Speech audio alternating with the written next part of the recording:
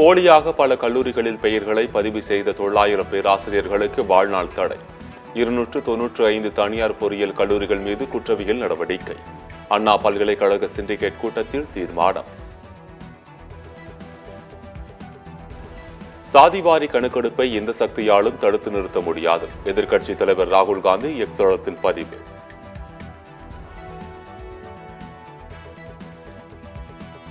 போதை மருந்து இல்லாத நாட்டை உருவாக்குவது நமது அனைவரின் பொறுப்பு.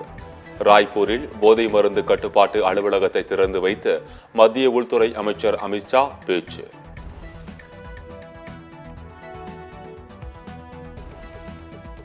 வேலூர் அருகே மணல் கொள்ளையால் உயிரிழப்புகள் ஏற்படுவதாக டிகேபுரம் கிராம மக்கள் குற்றச்சாட்டு.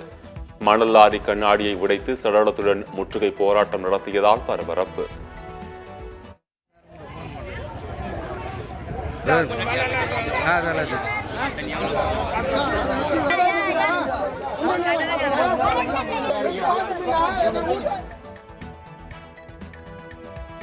கோவையில் போலீசார் பல குழுக்களாக பிரிந்து அதிரடியாக சோதனை. கல்லூரி மாணவர்களிடமிருந்து கஞ்சா மற்றும் ஆயுதங்கள் பறிமுதல்.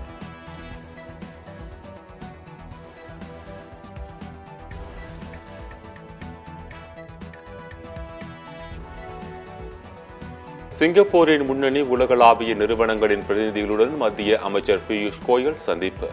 இருதரப்பு வர்த்தகங்கள், முதலீட்டை அதிகரிப்பதற்கான உக்திகள் குறித்து ஆலோசனை. லோக் ஜனசக்தி கட்சி தலைவராக மத்திய அமைச்சர் சிராக் பஸ்வான் மீண்டும் தேர்வு. அடுத்த 5 ஆண்டுகளுக்கு தலைவராக நீட்டிப்பார் என லோக் ஜனசக்தி கட்சி அறிவிப்பு.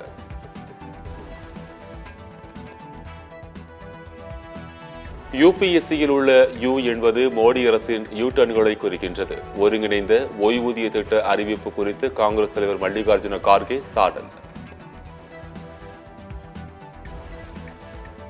பெண்களுக்கு எதிரான குற்றங்கள் மன்னிக்க முடியாத பாவங்கள். குற்றவாளிகளுக்கு கடுமையான தண்டனை வழங்கப்படும் என பிரதமர் மோடி உறுதி.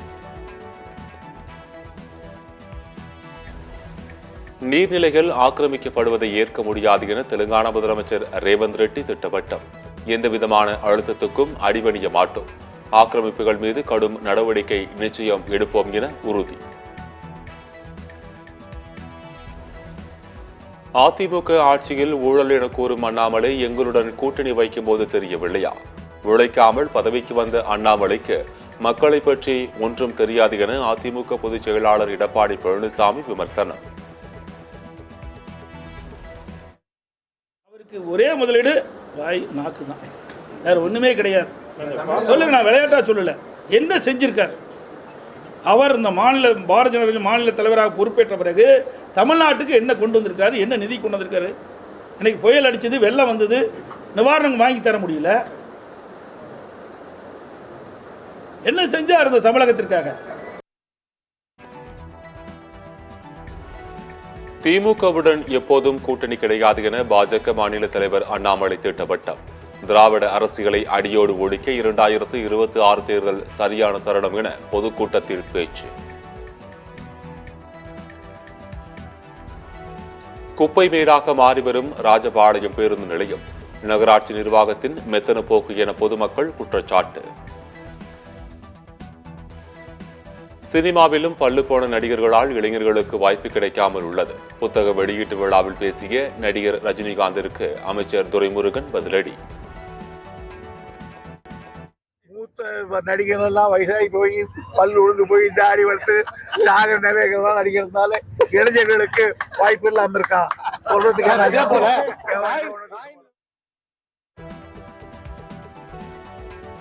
உத்தரப்பிரதேசத்தில் ரயில் வருவது கூட தெரியாமல் தண்டவாளத்தில் தலை வைத்து தூங்கிய நபரால் பரபரப்பு. ரயிலில் இருந்து இறங்கி சென்று தூங்கிய நபரை எழுப்பிய ஓட்டுநரின் வீடியோ வைரல்.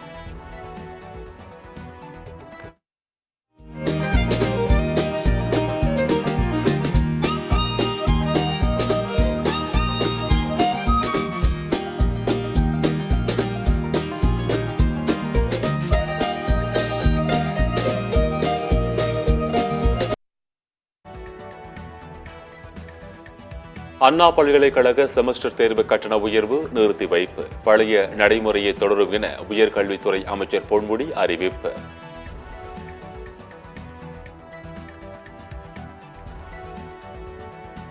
ஹிஸ்புல்லா தாக்குதலுக்கு பதிலடியாக இஸ்ரேல் தொடர் தாக்குதல். ஹிஸ்புல்லாவின் ராக்கெட் லாஞ்சர்களை வழிமறித்து அழித்துவிட்டதாக இஸ்ரேல் ராணுவம் அறிவிப்பு.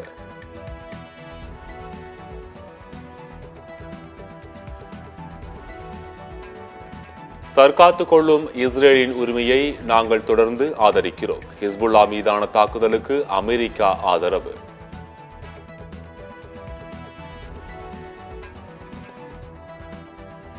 டெஸ்ட் கிரிக்கெட் போட்டிகள் பாகிஸ்தான் அணியை 10 விக்கெட் வித்தியாசத்தில் வீழ்த்தியது வங்கதேச அணி. பாகிஸ்தான் மண்ணிலேயே வீழ்த்தி வங்கதேச அணி வரலாற்று சாதனை.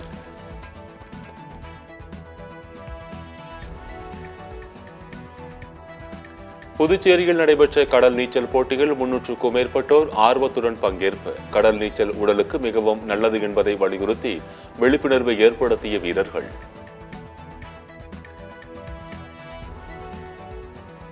தமிழகத்தில் 7 நாட்களுக்கு மழை பெய்ய வாய்ப்பு. மண்டல வானிலை ஆய்வு மையம் தகவல்.